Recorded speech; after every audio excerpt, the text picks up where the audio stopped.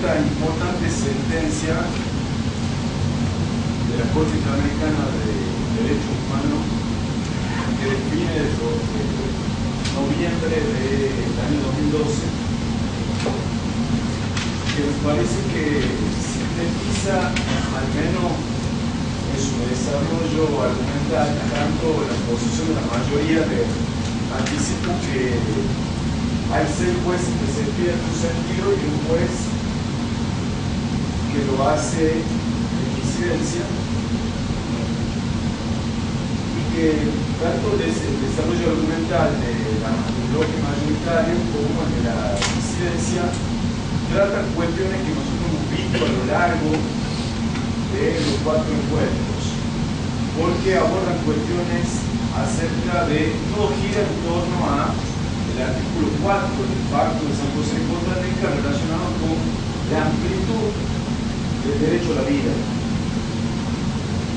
Y les decía que todas las cuestiones que se abordan, métodos de interpretación para poder desentrañar sobre todo dentro de ese artículo 4, esos cuatro palabras que conllevan conceptos que es la vida, cuándo comienza la vida, qué se entiende por concepción, y esa, sobre todo esa suerte de excepción que parece colocar en el artículo 4, que dice que la vida está en el espacio interamericano protegida en general. Entonces hay toda una discusión acerca de qué quieren decir esas 2 palabras. Miren, ese en general abre un sinnúmero de cuestiones. Entonces les decía, la entidad del tema, que no es más que nada menos que el derecho a la vida, el fundamento o el soporte del resto de los derechos, se discuten los métodos de interpretación, que es algo que hemos visto a lo largo de este seminario, y se discute cuál es el margen que tienen también los países para legislar respecto de esta cuestión. Y me parece muy importante que nos detengamos en este fallo, porque del rebote trata las cuestiones que la vamos a discutir probablemente en Argentina en los próximos años, que ya se están discutiendo a propósito del reciente fallo de la Corte Suprema, la causa FAL sobre medida autosatisfactiva relacionada con la hipótesis de aborto no punible. Allí también colateralmente comenzó a tratarse la cuestión, pero me parece que si algún día tienen tiempo, es interesante que lean detenidamente, al menos yo luego les voy a mandar una suerte de guía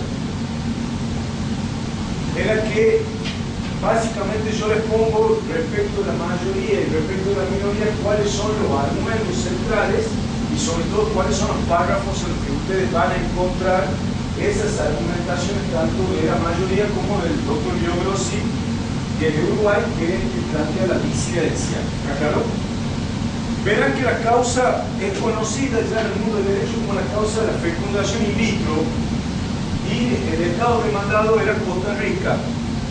Brevemente vamos a decir de qué se trata, cuáles son los hechos, porque me gustaría que nos detengamos en los párrafos centrales, tanto del voto de la mayoría como de la minoría. ¿Está claro?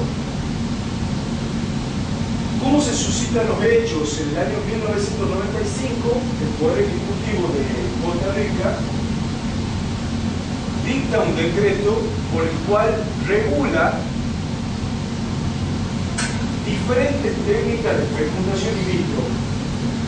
Es decir, regula la cuestión de, en aquellos casos en los que era admisible estos procedimientos para aquellas personas que tienen problemas con sus fines reproductivos. ¿Sí? Entre 1995, que es cuando el Poder Ejecutivo costarricense emite este decreto, y el año 2000, cuando se pronuncia el Tribunal Constitucional de Costa Rica, que anticipo se pronuncia declarando la inconstitucionalidad de ese decreto, nacen 15 niños, es decir, entre 1995 y el año 2000 en que se pronuncia el Tribunal Constitucional costarricense, nacen 15 niños. ¿Sí? Parece que en el sistema de Costa Rica, el diseño constitucional, está previsto una suerte de acción popular, de manera tal que accionó directamente una persona de los grupos denominados pro vida. Entonces planteó la inconstitucionalidad del decreto del Poder Ejecutivo costarricense que regulaba técnicas de fecundación in vitro, que de ahora en más lo vamos a denominar FIT, porque la que estaba en discusión, pero una que se denomina FIT. Entonces plantea la inconstitucionalidad. El Tribunal Constitucional hace lugar por considerar que esta técnica FIT contravenía abiertamente el artículo 4 del Pacto de San José de Costa Rica, porque en la interpretación del Tribunal Constitucional costarricense, la protección de la vida desde la concepción constituye un derecho absoluto del espacio interamericano y por ende tenía la máxima protección, y porque además una disposición de la propia constitución de ese país así también lo establecía. ¿Está claro? La Corte del Tribunal costarricense entiende que esta técnica suponía manipulación genética que conllevaba pérdida de embriones. Y esa pérdida de embriones terminaba siendo una afectación al derecho a la vida. ¿Está claro? Aquellas personas que se ven afectadas como consecuencia, o un grupo de personas que se ve afectadas, mujeres, pero también matrimonios que se ven afectados por esta decisión del Tribunal de Costa Rica, plantean el caso de la Comisión Interamericana de Derechos Humanos y se abre toda la vía del proceso supranacional, y el caso llega ante la Corte Interamericana. ¿Sí?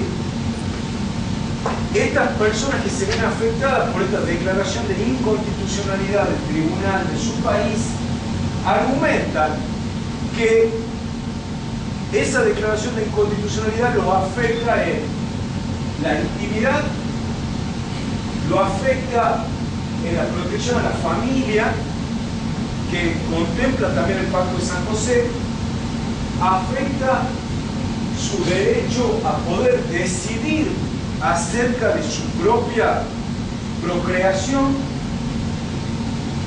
afecta el principio de igualdad, porque considera que se genera una situación desigual respecto de las personas que naturalmente sí pueden concebir, procrear sin recurrir a estas técnicas artificiales.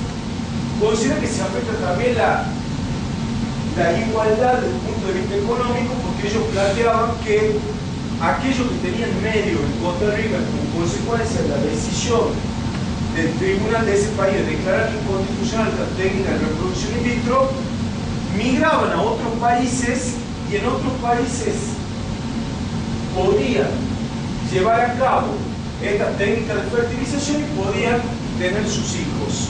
¿Está claro? Entonces, adviertan la magnitud de las cuestiones que fueron tratadas. Y me parece que este fallo, como el de Atala Rifo versus Chile, que también lo vimos, son muy importantes porque están marcando ya que las discusiones no están tan centradas, como les decía ayer, en lo que había pasado, en saldar cuenta en América Latina con lo que había pasado en los 70 y 80, sino que estamos viendo la protección de los derechos humanos en cuestiones de suma actualidad, como nada menos que el comienzo de la vida. ¿Sí? ¿Alguna pregunta, alguna observación? ¿Está claro el caso? Sí. Lo declara inconstitucional. Declara inconstitucional. Porque yo leí bastante y cuenta, o sea, mucho disparate, pero por eso la Corte declara, el Tribunal Costarricense declara inconstitucional el decreto del Poder Ejecutivo.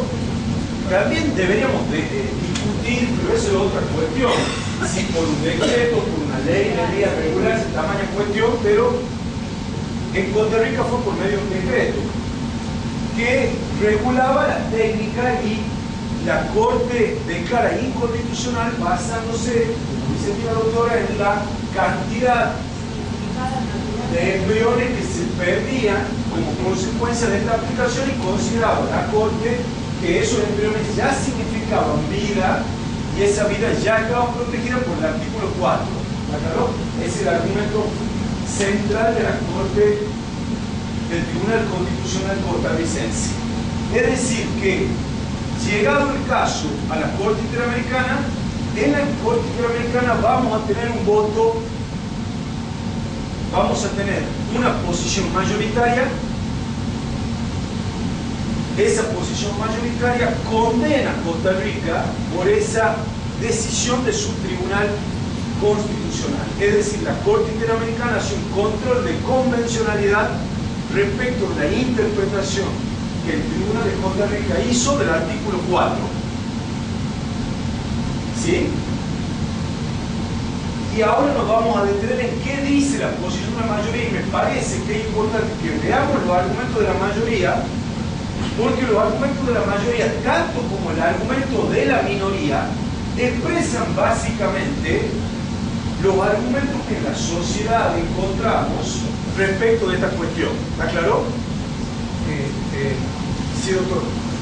Con respecto a esta técnica, sí, FIT, se deja claro que debe haber un control genético para evitar... Se aborda la cuestión de, sobre todo en el voto de la mayoría de... No, yo digo, cuando regula el caso Costa Rica, la nación, regula que esa fecundación debe haber control genético para evitar... Yo recuerdo un caso de una pareja unisexual en que el espermatozoide de uno de los integrantes se iba a fecundar en el vientre de la madre de ese integrante, y lo que iba a generar una confusión genética total, porque el padre iba a ser hermano. Por eso digo, esa técnica aprobada de FIT incluye el control genético. Eso está en la resolución de la Corte que yo le voy a pasar, ya le he pasado. Allí está el alcance completo del decreto. Digamos, ahí está toda la regulación sobre la materia, está el tema de la prohibición de utilizar la genética con fines investigativos, que sería, es decir, de no poder recurrir a estas técnicas con finalidades, por así decirla, experimentales meramente, así que de manera de costado estaría vista esa cuestión. De todas maneras, se la puede ver en profundidad. A mí me parece que, siendo importante lo que usted plantea, a mí me parece que lo interesante de esta discusión es que en el voto de la mayoría, básicamente, se va a sostener que la concepción es un proceso evolutivo y que la protección del artículo 4 comienza no desde el momento en el que se produce el encuentro entre el óvulo y el espermatozoide, sino desde el momento en el que se lo implante a la mujer. Eso es lo que va a sostener básicamente el voto de la mayoría, es decir, el momento en el que se produce la implantación en la mujer, allí comienza, de acuerdo al voto de la mayoría, la protección. Es decir, que no hay una suerte de concepción en abstracto fuera del cuerpo de la mujer, lo cual argumentalmente es muy importante porque está diciendo la mayoría que el embrión no termina de ser un ser humano.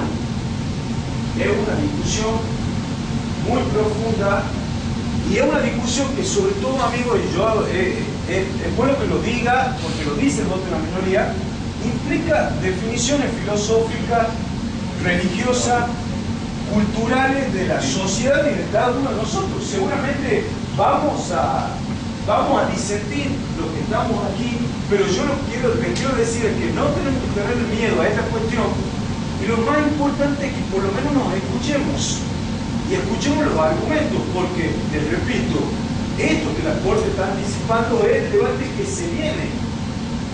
Este debate lo vamos a tener en la sociedad y ya lo estamos teniendo de manera latente. Entonces me parece que tenemos que afrontar. Entonces, básicamente, la mayoría sostiene: concepción es un proceso y no basta el mero encuentro en la fecundación fuera, es decir, en la probeta, sino que hay que implantarlo, y que ese embrión todavía no es un ser humano, que no tiene la protección del 4, y está poniendo mucho énfasis en la mujer. Mucho énfasis en la mujer y el derecho a la vida de la mujer, ¿está claro? Y va a poner, por el contrario,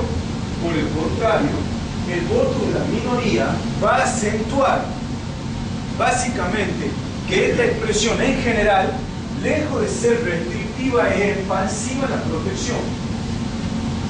Es muy interesante lo que plantea, de decir que la protección del derecho a la vida es absoluto, y que el artículo 4 protege tanto el derecho a la vida de la mujer como del embrión, que para la minoría hay vida allí,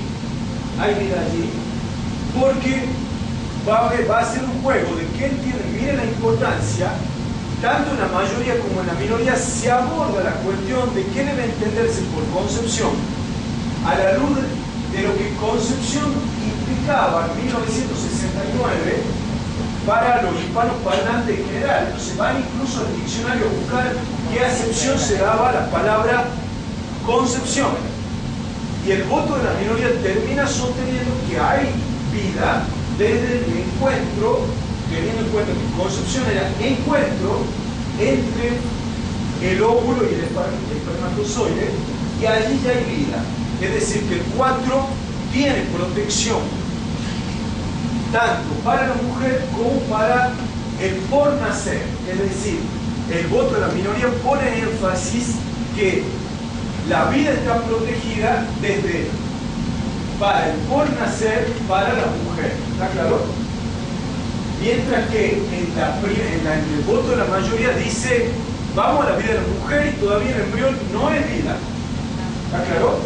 Básicamente, esas son las dos posiciones, la de la mayoría y la de la minoría. Y ahora bien, la minoría también agrega algo interesante, que es un rebate va a rebatir, o intenta rebatir a la mayoría, al decir: la Corte incurre en una contradicción, puesto que la jurisprudencia de la Corte se ha manifestado de forma contesta en la protección de la vida cuando había violaciones sistemáticas a los derechos humanos, en el caso de las embarazadas, y en el caso, es decir, como diciendo, había una protección amplia cuando teníamos que discutir cuestiones que tienen que ver con desaparición sistemática de personas, y se protegía incluso por nacer allí. Había vida para la Corte. Mientras que ahora la Corte está, dice la minoría, produciendo una inflexión en su propia jurisprudencia. Y está diciendo: no, ahora entendemos por vida otra cosa. ¿Está claro? Entonces adviertan la magnitud de la discusión que supone esta cuestión. Y les repito, a mí me parece muy interesante poder leerlo en la medida de lo posible. Yo les voy a mandar esto una guía con al menos los párrafos argumentales centrales de cada una de las posiciones, pero sobre todo me interesa porque al control de convencionalidad se controla la interpretación que ha hecho un tribunal, y y se ponen en juego todos los elementos que hemos visto y sobre todo en materia de interpretación.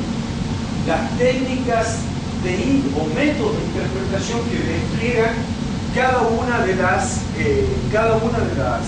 posiciones digamos que se ven desarrolladas en esta importantísima sentencia. ¿Está claro? ¿Alguna pregunta, alguna observación? No, pero esto, yo supongo que cambia de criterio, pero porque la evolución científica le dio otra forma a la vida. Antes no se conocía la comunicación indígena en el 60. Bueno, esa cuestión está obviamente tratada tanto en ambos casos, ¿sí?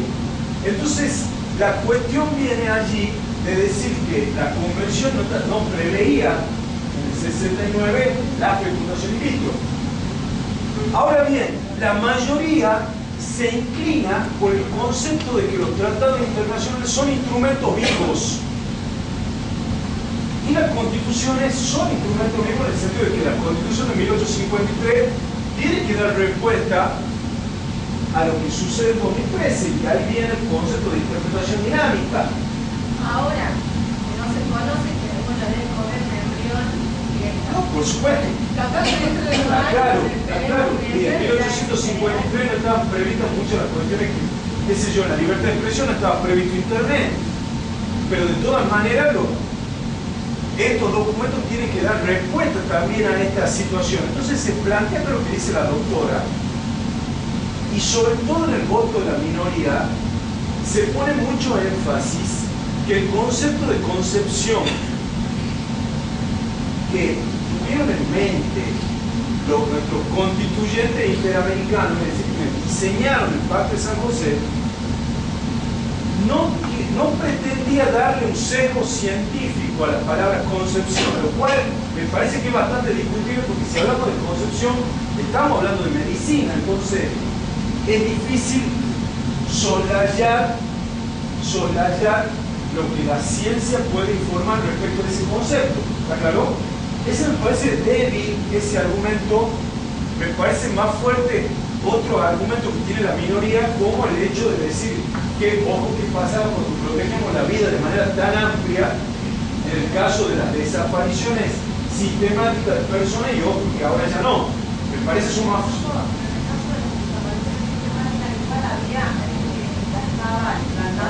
Sí, por supuesto.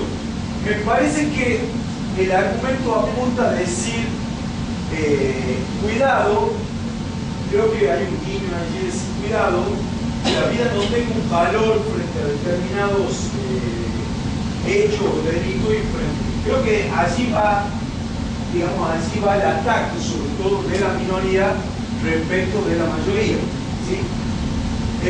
Así que, bueno, estas cuestiones quedan respondidas a la pregunta, digamos. No, sí. Entonces, pero capaz que dentro de 2 años haya un embrión que lo puedas alimentar. bueno, por supuesto, acá lo que decía lo que planteaba ayer el doctor Bato respecto de la interpretación y el aporte que la semiótica puede hacer al derecho, es que la minoría, sobre todo, le está diciendo, comienza con una declaración de principio muy fuerte en la minoría, diciendo: yo no voy a poner aquí cuál es el deseo del intérprete. Yo voy a desentrañar lo que dice, le voy a asignar significado a lo que dice el texto. Pero yo no voy a poner en juego acá, como diciendo, no voy a poner en juego mi propia exposición personal respecto de esto. Y dice otra cuestión luego, porque se trata de interpretar y no de reformar por vía hermenéutica el texto. Que si queremos modificar el texto de la convención tiene su procedimiento para modificar. ¿Aclaró? Es decir, es fuerte lo que está diciendo la mayoría, que él está diciendo que ustedes no están interpretando el 4, sino que ustedes están haciendo un uso del texto para reformar en lo hecho lo que el texto dice. ¿Aclaró? Que es una cuestión que ustedes la vieron con el licenciado Altamirano y que la vemos constantemente en materia de interpretación. ¿Está claro? Así que me parece de suma importancia y me parece de suma actualidad las discusiones que se ven aquí. ¿Sí? ¿Alguna otra pregunta? Nada. Hay como que lo discuta en plantaciones de alguna manera, porque no habla de viabilidad, que tal vez entraría en otro criterio médico y abriría como una puerta más de plantaciones. Claro, la mayoría sostiene que hay, respecto de eso, porque la Corte de Estados Unidos la Corte de Estados Unidos, perdón, ya trató esta cuestión, el famoso caso Roe versus Wade, que respecto del aborto en Estados Unidos se trató esta cuestión en el año 1973, creo. Roe versus Wade. Y allí se trata esta cuestión que dice acá la doctora, en el sentido de que el voto de la mayoría sostiene que hay muchas concepciones médicas y que están en pugnas respecto del comienzo de la vida. Y digamos, la minoría le critica a la mayoría diciendo, la mayoría sostiene que hay distintas concepciones. Y dice que el cuerpo no puede optar por una u otra. Pero la minoría dice, termina adoptando una postura, que es la que dice la doctora, diciendo que dejo de lado el concepto de la viabilidad o de la potencialidad de la vida para decir que yo voy a considerar que hay vida desde la implantación en entrar en contacto con el sistema circulatorio de la mujer, que en definitiva esa es la posición de la mayoría. Está claro lo que... Esto puede tener consecuencias a nivel del donante o ya consentido que muere. En tu caso era eso. Y sí, hay que... Lo que pasa... Ya está en consintió. Por supuesto, por supuesto. Ahí puede tener consecuencias a ese nivel, pero... Por supuesto. Entonces, fíjense la magnitud, acá están hablando, la magnitud que tiene la cuestión. Y los temas que se ven, se desarrollan acá, digamos. El derecho a la salud no fue muy tratado, pero todas estas cuestiones están vinculadas con esta cuestión, ¿sí? Así que bueno, yo les propongo que vayamos a ver y que nos vamos a detener, incluso que ustedes pueden leer allí, bien algunos párrafos que parecen centrales para que nos vayamos discutiendo. ¿Les parece? Esa es la metodología que yo sugiero para que sin mi, digamos, mediación de lo que yo pueda decir, ustedes puedan ver el texto plenamente lo que dice cada uno, ¿sí? Bueno, para lo que les interese, si quieren anotar, porque yo les voy a mandar, en el párrafo 68 se encuentra ampliamente el decreto o la amplitud, acá lo que pregunta el doctor Basto, respecto del decreto de Costa Rica.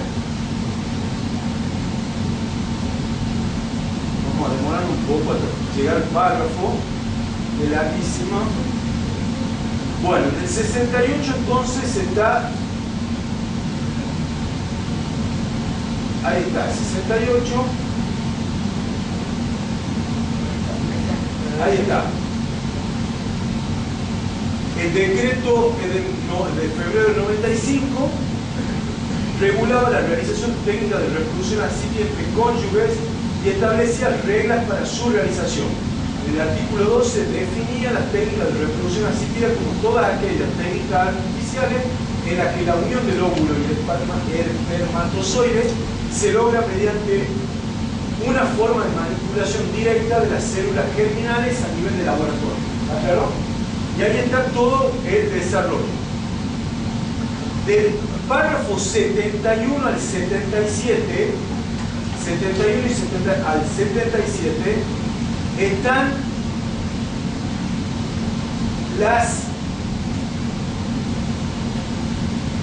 los argumentos dados por la Sala Constitucional de la Corte para declararlo inconstitucional. Pero básicamente, en el 73, allí está, que vamos a leer solamente eso, que dice: cuando el espermatozoide fecunda al óvulo, esa entidad se convierte en un cigoto y por ende en un embrión.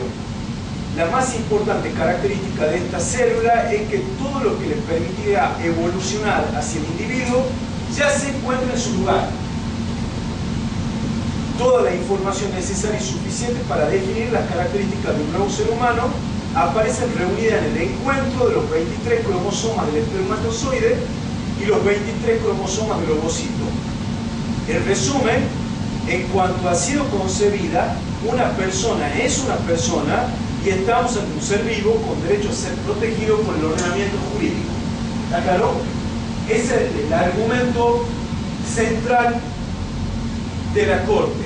En el 73 lo pueden ver, y luego en el párrafo 76, otra vez en lo que está subrayado, dicen: las condiciones en las que se aplica actualmente llevan a concluir que cualquier eliminación o destrucción de concebidos, miren, no está hablando de embriones, cualquier destrucción de concebidos para la sala constitucional como para la minoría ya hay vida.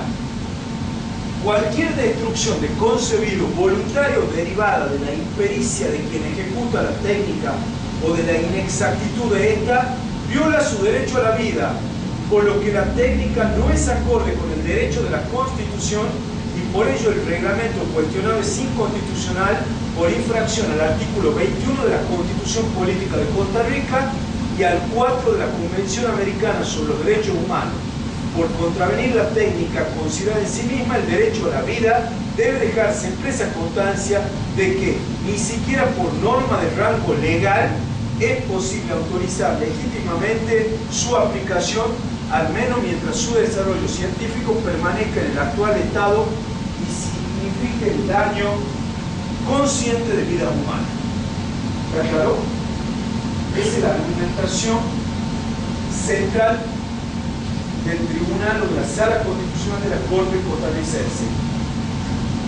El encuentro da vida y esa vida implica protección por el ordenamiento jurídico interno y por el supranacional. Por ende se le aplica el paraguas del 4 y ni siquiera por ley, no discutamos si esto se puede regular por decreto o por ley, no es posible.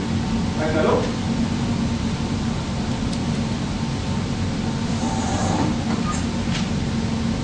Bueno, ahora avanzamos ya directamente a la Corte.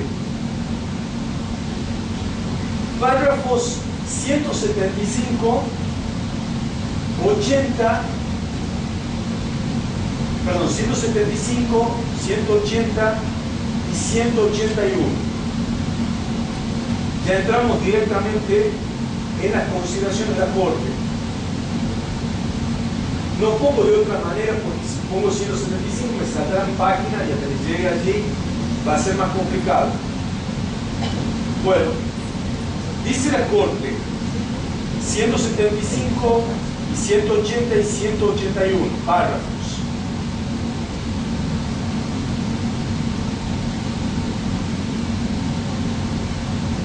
Bueno, allí en el 175 está el artículo 4 que yo lo he copiado allí. Ustedes lo tienen. Toda persona tiene derecho a que se respete su vida y este derecho estará protegido por la ley y, en general, a partir del momento de la concepción. ¿Está claro? Eso es lo que hay que desentrañar. Entonces la Corte dice en el 180, la Corte observa que en el contexto científico actual se destacan dos lecturas diferentes del término concepción.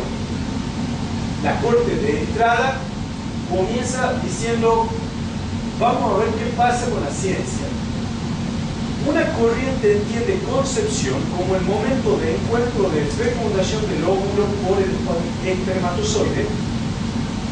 De la fecundación se genera la creación de una nueva célula del cigoto.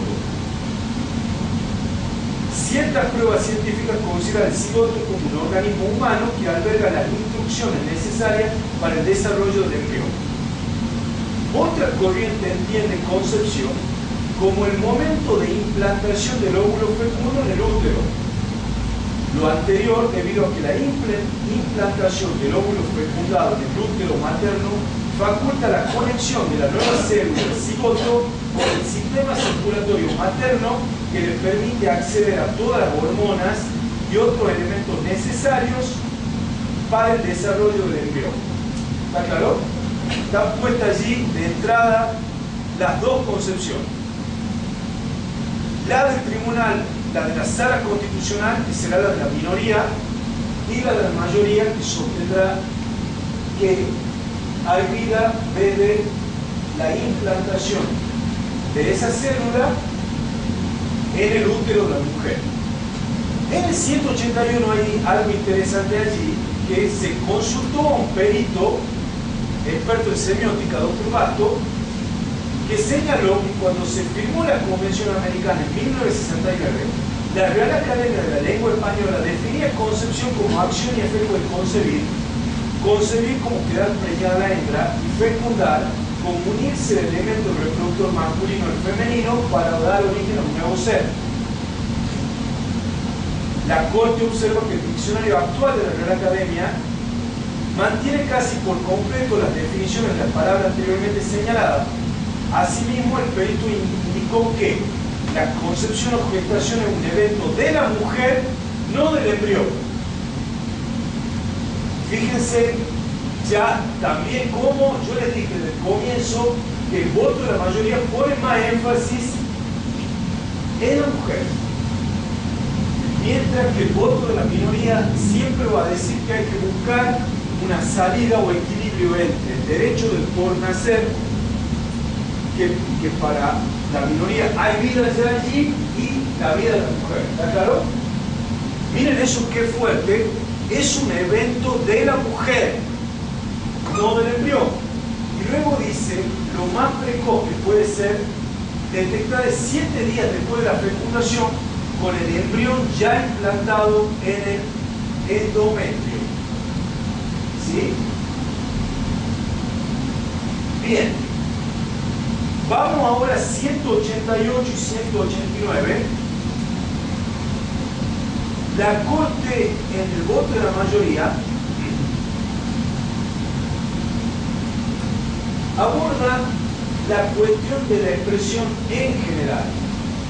Porque hemos dicho que el principio es que la vida está protegida en general desde la concepción. Y dice, por otra parte, respecto a la expresión en general, el diccionario de la Real Academia de la Lengua señala que significa en común, generalmente o sin especificar ni individualizar cosa alguna. Según la estructura de la segunda frase del artículo 4, el término en general se relaciona con la expresión a partir de la concepción. La interpretación literal indica que dicha expresión se relaciona con la previsión de posibles excepciones a una regla particular. Los demás métodos de interpretación permitirán entender el sentido de una norma que contempla excepción. Es decir, desde el comienzo la mayoría está diciendo en general significa excepción. Y hemos dicho que la minoría va a decir en general significa protección amplia. No excepción, protección amplia. Fíjense, amigo, las discusiones que tenemos en el derecho respecto de las palabras y del colocar meramente en general.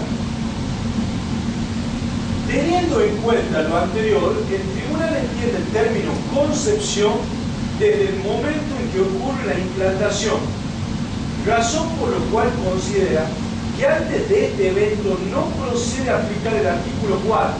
Asimismo, la expresión en general permite inferir excepciones a una regla, pero la interpretación según el sentido corriente no permite precisar el alcance de dichas excepciones. ¿Está claro? Pero ya la mayoría ha dicho, para nosotros concepción es implantación en el útero de la mujer. ¿Sí? Bueno, yo no me voy a detener aquí, pero al que le interese, en el 190, bueno, define los métodos que va a emplear. Dice, por otra parte, tomando bajo consideración que el artículo 4.1 es asunto materia de la discusión del presente caso, y lo fue en el ámbito de los debatidos contemporáneos, el tribunal estima pertinente interpretar dicho artículo utilizando los siguientes métodos de interpretación: sistemática e histórica, evolutiva y teleológica. Esos son los métodos que va a utilizar: sistemática e histórica, evolutiva y teleológica. Son los métodos de interpretación que va a seguir la mayoría. Perdón, doctor, en el tema que hace la definición del 181 Sí. del técnico ese que cita, me Sí. parece que es contradictorio a lo que luego vuelve a decir en qué es la fecundación, porque en el primero está hablando de órganos sexuales, en cambio en el segundo habla de otra cosa. Para mí es distinto, no sé. ¿Cómo sería, podemos ver de vuelta? ¿Cómo sería el 100? ¿Usted cree que vamos al 181? Cuando habla que han citado al perito, pues, Ahí está lo que dice el perito.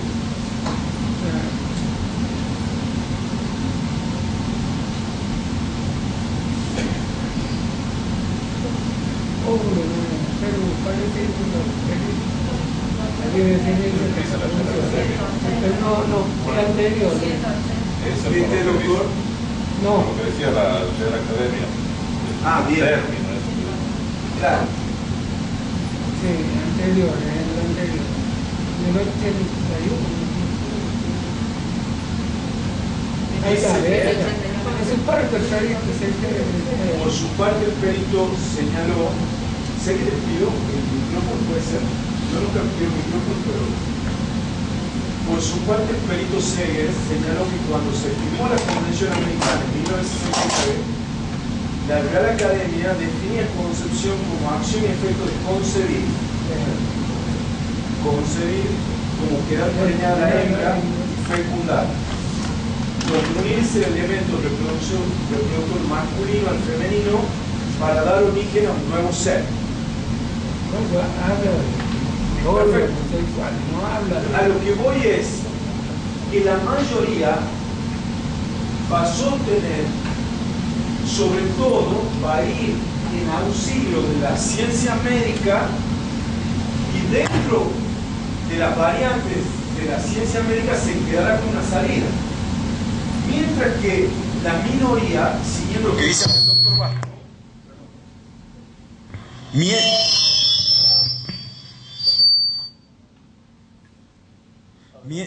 que la minoría lo que va a hacer es decir, vamos a ver que la minoría irá al artículo 31 de la Convención de Viena, que fija normas o pautas para la interpretación de los tratados.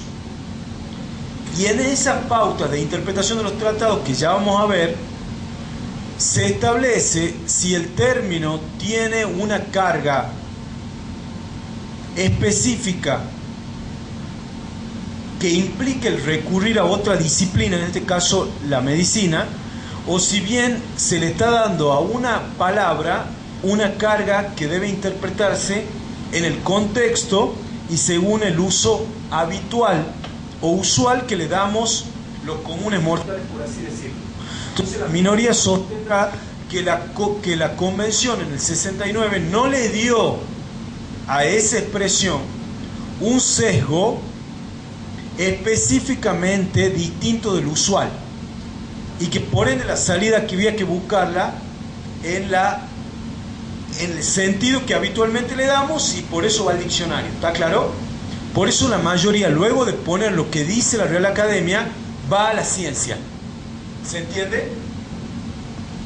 Bueno, artículo...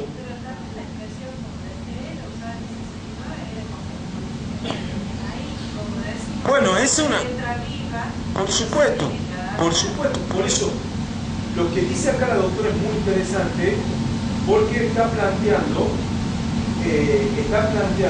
una discusión que se da en la Corte de Estados Unidos entre lo que se denominan los originalistas que se quedan en el sentido casi literal o gramatical de la expresión y aquellos que son más bien propicios de interpretaciones dinámicas.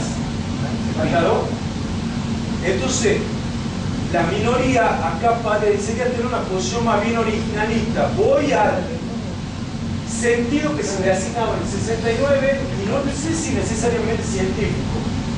Mientras que la mayoría está buscando una interpretación más bien evolutiva, dinámica, y sin dejar de perder de vista, como decía ya la doctora, lo que la ciencia médica puede aportar para el esclarecimiento de esa expresión. ¿Queda claro?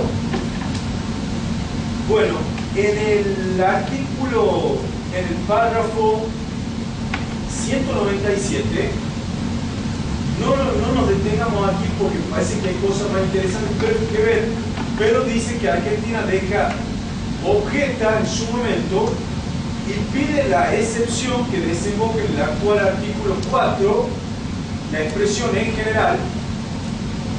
En su momento, cuando se estaba discutiendo el pacto, Argentina pide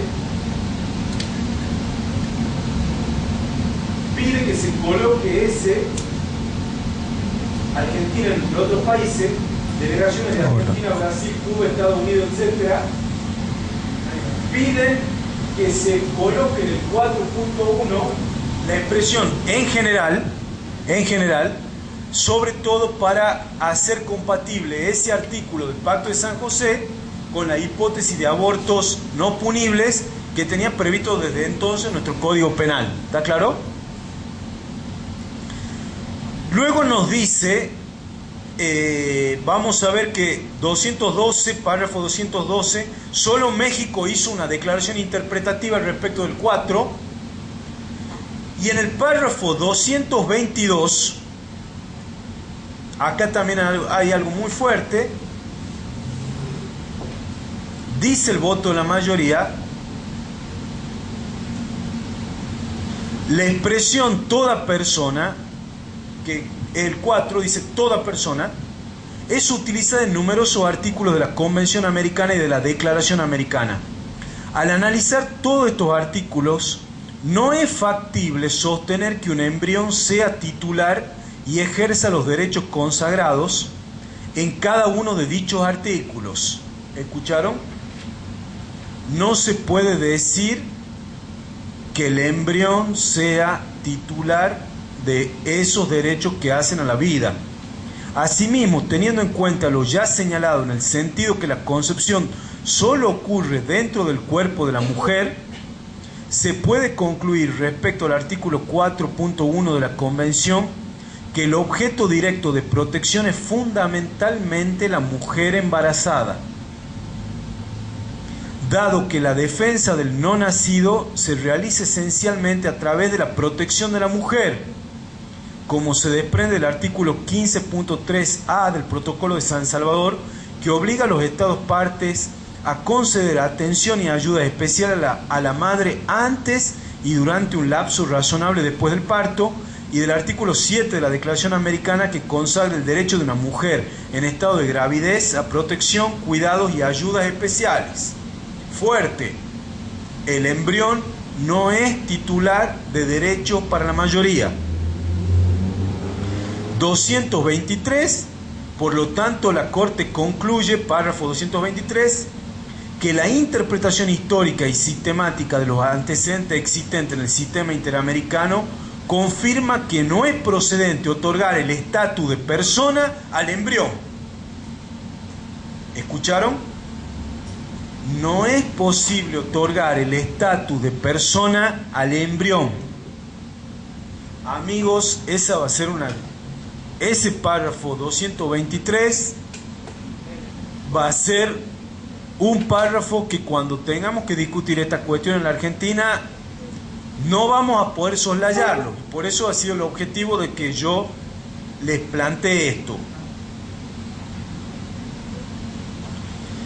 226, fíjense que la Corte está dando señales respecto del aborto y dice en el 226: ni en su observación general número 6, ni en su observación 17, el Comité de Derechos Humanos de la ONU se ha pronunciado sobre el derecho a la vida del no nacido. Por el contrario, en sus observaciones finales a los informes de los estados, el Comité de Derechos Humanos ha señalado que se viola el derecho a la vida de la madre, repito, que se viola el derecho a la vida de la madre cuando las leyes que restringen el acceso al aborto obligan a la mujer a recurrir al aborto inseguro, exponiéndola a morir.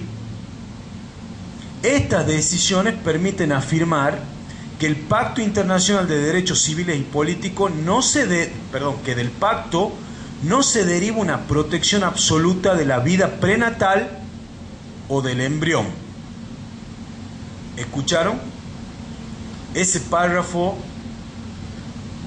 la Corte está también bordeando una cuestión que no estaba debatida, pero están viendo que la está, podríamos interpretar que es un óbiter, pero es un óbiter lleno de significación.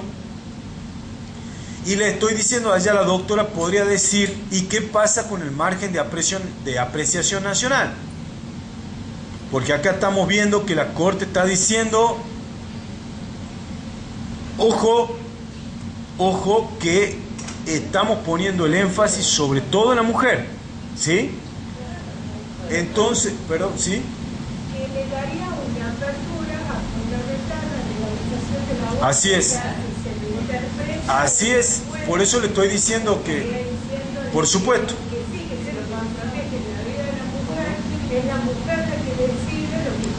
Eso está diciendo, es el guiño que la Corte, no es nada más ni nada menos tremendo que el guiño que la Corte está haciendo.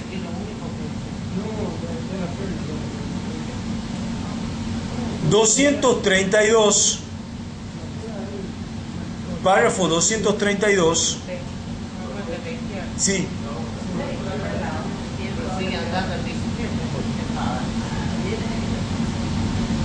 Dice, ante la dificultad de encontrar una definición de niño, en el artículo 1 del proyecto, se eliminó la referencia al nacimiento como inicio de la niñez. Posteriormente, en el marco de las deliberaciones